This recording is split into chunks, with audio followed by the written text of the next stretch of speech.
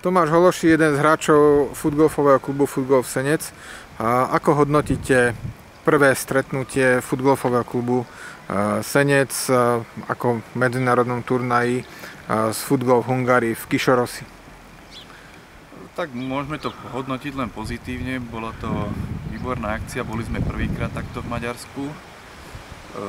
Dá sa hodnotiť, že teda boli sme si zahrať na ihrisku, kde sa bude hrať aj európske kolo Európskej ligy, takže bola to výborná možnosť si zatrénovať a vyskúšať toto ihrisko.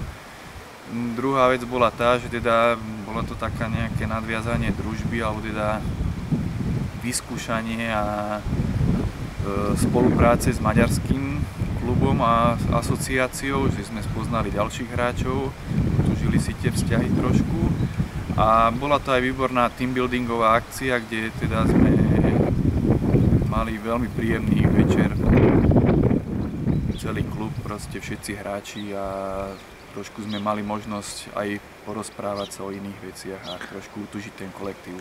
Vy ste už boli na prvom kole Európskej futgolfovej túr v Turecku. Ste jedným z tých hráčov, jeden z tých 4 hráčov, ktorí už začali hrávať zo Slovenska. Máte ďalšie plány? Chystáte sa niekam aj na ďalšie turnaje, čo sa týka Európskej futgolfovej túr? Tak máme naplánované teraz, chceli by sme ísť, alebo teda už máme aj zajednané letenky, ubytovanie v Írsku a ešte s jedným hráčom plánujem ísť aj do Norska a tie ďalšie turnaje ešte uvidíme podľa toho, jak bude možnosť vycestovať. Keď už porovnávate situáciu, čo sa týka Európskej futgolfovej túr zahraničných a slovenských hráčov, ako vy teda vnímate za ten rok alebo niekoľko necelých možno 12-13 mesiacov vývoj futgolfu na Slovensku v porovnaní s európskou úrovňou?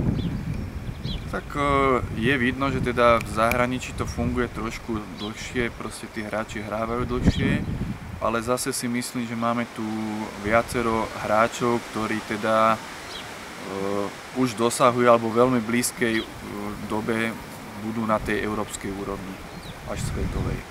Dobre, ďakujem.